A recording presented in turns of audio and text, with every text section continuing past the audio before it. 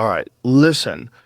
When you talk about greatness, real greatness, the kind that sends chills down your spine and makes you lean forward in your chair, you can't avoid talking about Muhammad Ali because this guy wasn't just a boxer. He was a living, breathing storm. He was poetry and violence mixed into one. He was the kind of guy who walked into an arena and you felt the energy shift instantly.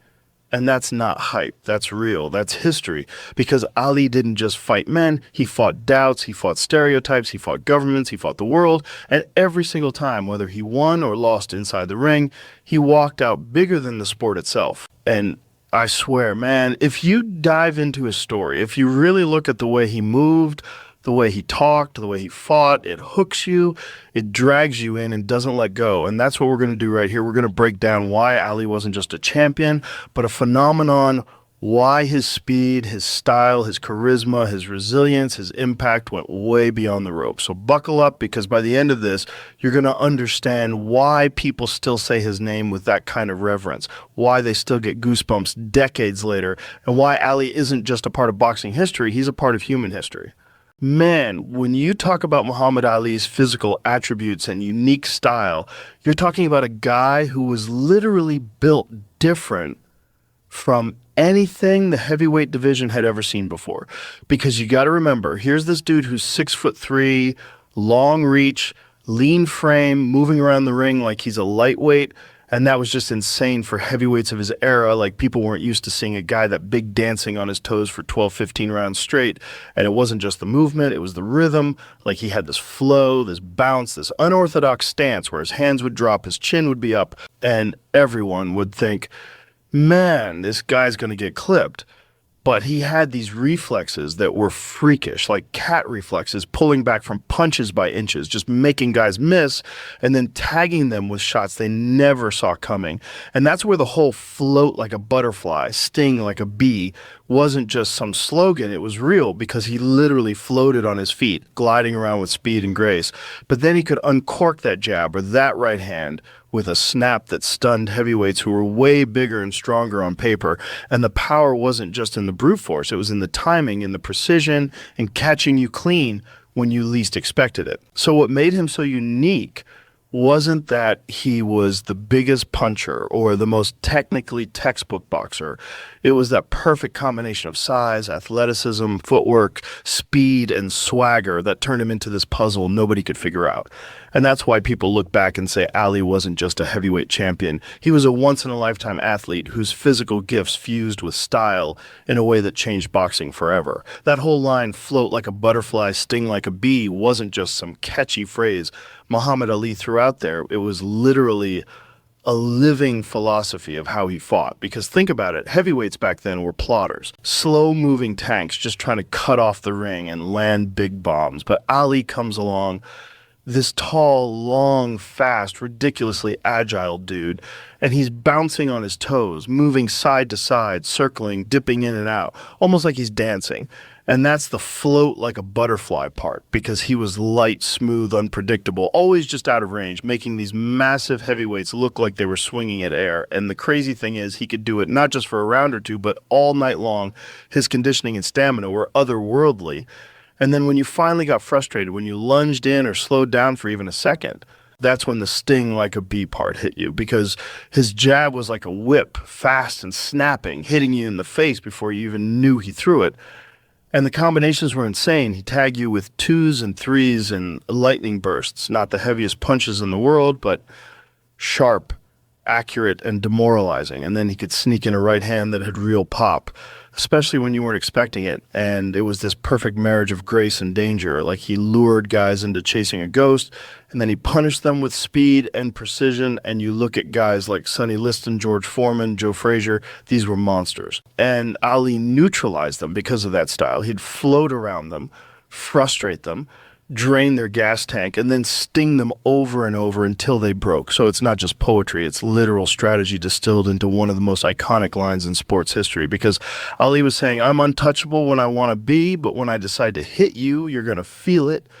And that mix of beauty and violence, elegance and ferocity, that's what made him so damn special. That's why even today, people hear that line and they instantly think of speed, brilliance, confidence, and the idea of fighting in a way that no one else could replicate.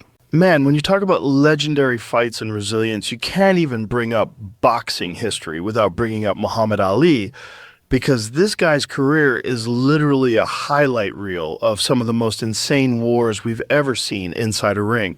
Like, think about the fight of the century with Joe Frazier, where Ali came in after years of exile, years off his prime, and he's standing in front of this smoking left hook machine in Madison Square Garden, taking punishment, trading shots, but refusing to fold. And even though he lost that one, the resilience he showed laid the groundwork for what was to come.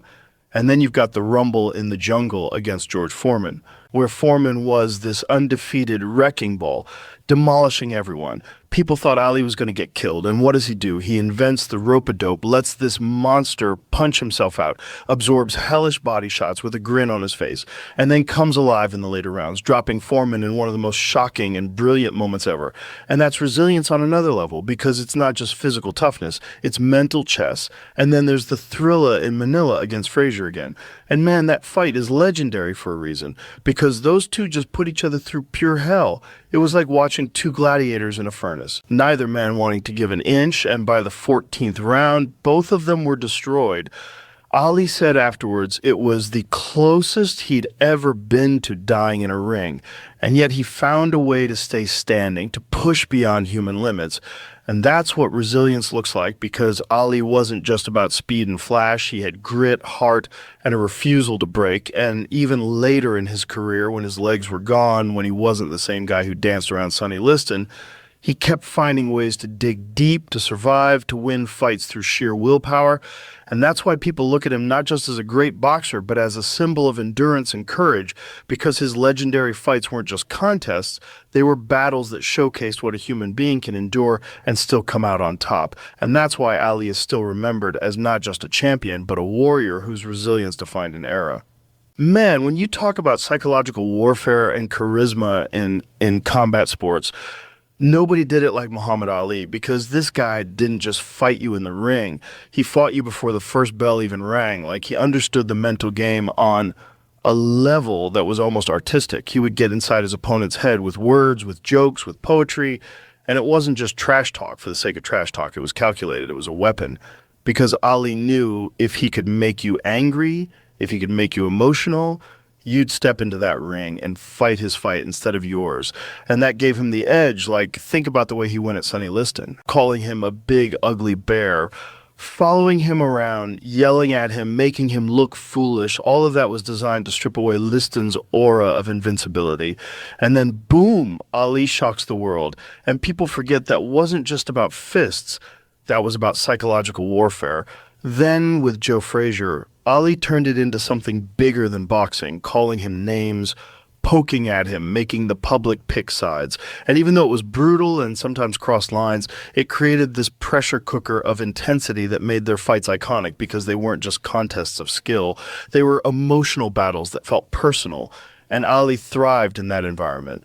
And the charisma was off the charts, because Ali had this gift where even when he was tearing someone down, you couldn't stop watching him. He had that magnetism, that star power, that larger-than-life personality that made everything he did feel important, whether it was predicting the round he'd win in, rhyming in front of cameras, or clowning around in training. He turned boxing into a spectacle. He made it entertainment in a way nobody before him did. And what's wild is that he wasn't just putting on a show. He was building his own myth, making himself the center of gravity in sports and culture. And that charisma wasn't fake. It was raw, it was authentic, and it drew people in whether they loved him or hated him, because that's what charisma really is. It's that ability to hold attention, to dominate the room.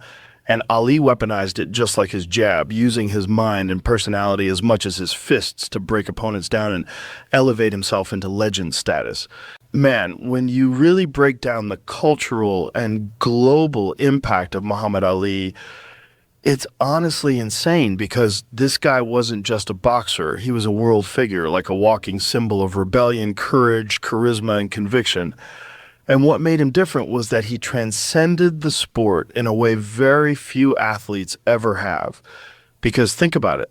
Ali was at a time when boxing was already one of the biggest sports in the world, but he made it bigger, he made it mainstream, he made it entertainment, politics, and philosophy all rolled into one, and people from every corner of the planet knew his name, whether you were in America, Africa, Asia, Europe, it didn't matter.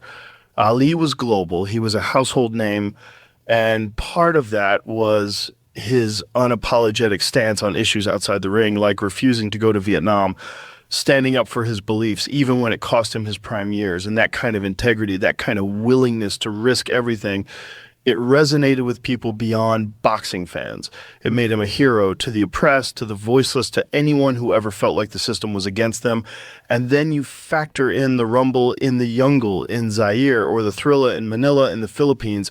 These weren't just fights, they were global events. They united entire nations. They were celebrated like festivals. And Ali became this ambassador of culture, this larger than life figure who connected with people on a human level, like kids in villages who had never seen a fight before, knew who Ali was. And they didn't just see a fighter, they saw hope, they saw swagger, they saw someone who could stand up to giants and win. And that's why decades later, long after he retired, his name still carried that aura. He was still the most recognizable athlete on the planet because he wasn't just about what he did inside the ropes, it was what he represented, the way he fused sport, politics, and entertainment into something universal. And even today, fighters, athletes, entertainers, activists, they all draw inspiration from him because he proved that one man, through sheer will, charisma, and conviction, could literally change the way the world looked at sports and even at itself. So when you put it all together, man, you realize Muhammad Ali wasn't just a fighter, he was a force of nature. He was this once-in-a-lifetime kind of human being who didn't just dominate his sport, he rewrote what it even meant to be an athlete because it wasn't just about throwing punches. It was about inspiring people, standing up for what you believe in, changing culture, and leaving this mark that's never going to fade. And honestly, that's the kind of stuff that makes you sit back and go, damn, we were lucky just to witness it, lucky to have this guy exist in our timeline because he showed us the power of courage, of conviction, and of refusing to bow down to anything or anyone. And that's the kind of energy you want to carry with you in life, that reminder that no matter how tough things get, no matter how big the challenge looks, you can face it head on with confidence, heart, and belief in yourself. So to everyone listening, man, good luck with whatever you're chasing. Keep pushing, keep fighting your battles. Don't ever back down. And thank you for being here, for riding along on this journey. It really means a lot. And I hope you walk away fired up, inspired, and ready to take on the world because that's what Ali would have wanted. And that's the legacy he left for all of us.